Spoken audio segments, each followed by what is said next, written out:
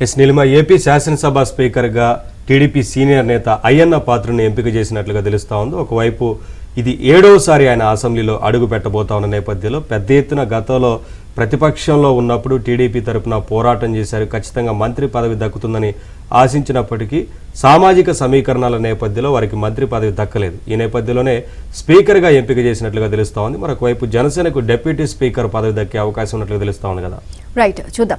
ఆంధ్రప్రదేశ్ శాసనసభ స్పీకర్ గా TDP senior MLA BC నాయకుడు చింతకాయల అయ్యన్న పాత్రుడిని ముఖ్యమంత్రి చంద్రబాబు ఖరారు చేసినట్లు టీడీపీ వర్గాలు తెలియజేశాయి. అనకాపల్లి జిల్లా నర్సీపట్నం నియోజకవర్గం నుంచి 24,676 ఓట్ల మెజారిటీతో విజయం సాధించిన ఆయన అసెంబ్లీలో అడుగుపెట్టడం ఇది 7వసారి. 1982లో పార్టీ ఆవిర్భావ సమయం నుంచి టీడీపీలో ఉన్నారు. 1983, 85, 94, 99, 2004, 14, 2024లో ఎమ్మెల్యేగా విజయం సాధించారు. ఇక 1996లో అనకాపల్లి నుంచి లోక్సభకు ఎన్నికయ్యారు. ఎన్టీఆర్, చంద్రబాబు మంత్రివర్గాల్లో పనిచేశారు. ఇటీవల మంత్రివర్గ ఏర్పాటులోనే ఆయనకు బెర్త్ లభించడం ఖాయమని ఆ పార్టీ వర్గాలు భావించాయి. కానీ సామాజిక సమీకరణాల దృష్ట్యా అవకాశం దక్కలేదు.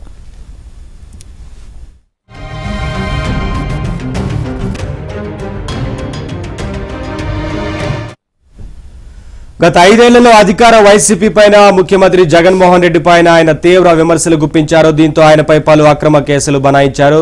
నిర్భయ చట్టం కింద కేసు నమోదు చేశారు. ఇరిగేషన్ భూమికి ఫోర్జరీ ధ్రువపత్రాలతో ఎన్ఓసీ తీసుకున్నారన్న ఆరోపణలతో సిఐడి పోలీసులు 2022 నవంబర్ 2వ తేదీన అర్ధరాత్రి దాటాక ఇంటి గోడలు దూకి మరీ ఆయన్ను ఆయన కుమారుడిని అరెస్టు చేశారు. తాజా ఎన్నికల్లో టీడీపీ కూటమి విజయం అనంతరం ఏర్పాటైన మంత్రివర్గంలో చంద్రబాబు ఆయనకు మంత్రి పదవి ఇవ్వలేకపోయారు. దర్మిలా స్పీకర్ పదవి ఇవ్వాలని నిర్ణయించారు. స్పీకర్ పదవిని కోరుతూ ఒకరిద్దరు సీనియర్లు ముఖ్యమంత్రిని కలిసి మాట్లాడగా అయ్యన్నను ఎంపిక చేస్తున్నట్లు ఆయన వారికి తెలిపారు. చంద్రబాబు గతంలో ముఖ్యమంత్రిగా ఉన్నప్పుడు 1999లో ఉత్తరాంధ్రకే చెందిన ప్రతిభా భారతికి స్పీకర్గా అవకాశం కల్పించాన్న విషయం తెలిసిందే. అయితే ఇప్పుడు మరోసారి అదే ప్రాంతానికి చెందిన అయ్యన్న పాత్రుడికి ఆ పదవి దక్కనుంది.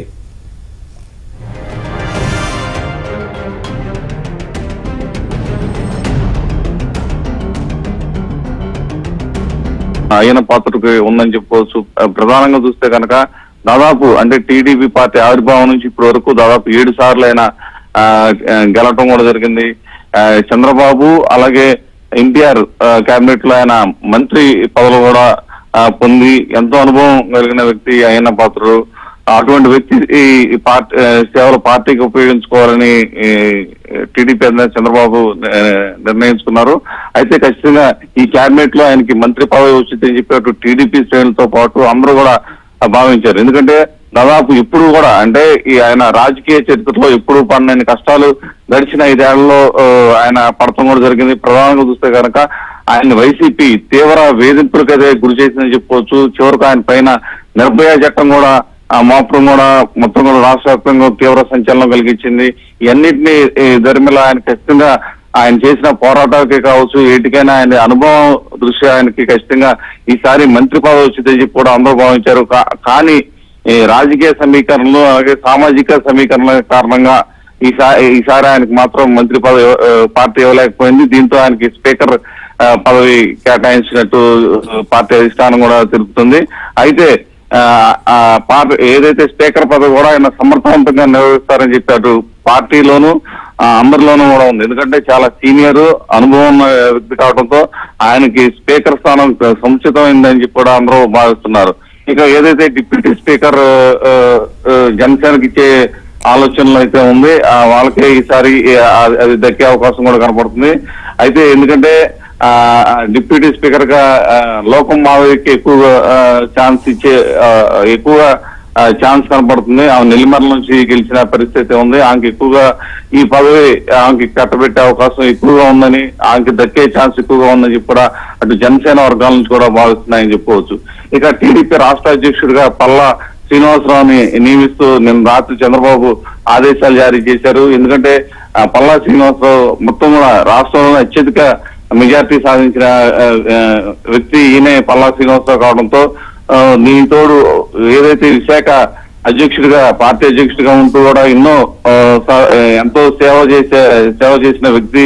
అలాగే పార్టీని విజయపరంలో తీసుకురావడానికి గత 2020 నుంచి ఇప్పటి వరకు తీవ్రంగా కృషి చేసిన వ్యక్తి పల్లా శ్రీనివాసరావు. అలాగే ఏదైతే వైసీపీ గాలి వీస్తున్న 2014 నుంచి 19 2019 నుంచి 2024 సమయంలో కూడా దాదాపు అంటే ఆ టైంలో కూడా దాదాపు 4 ఎమ్మెల్యేలు విశాఖ జిల్లా నుంచి గెలిచిన పరిస్థితి నెలకొంది.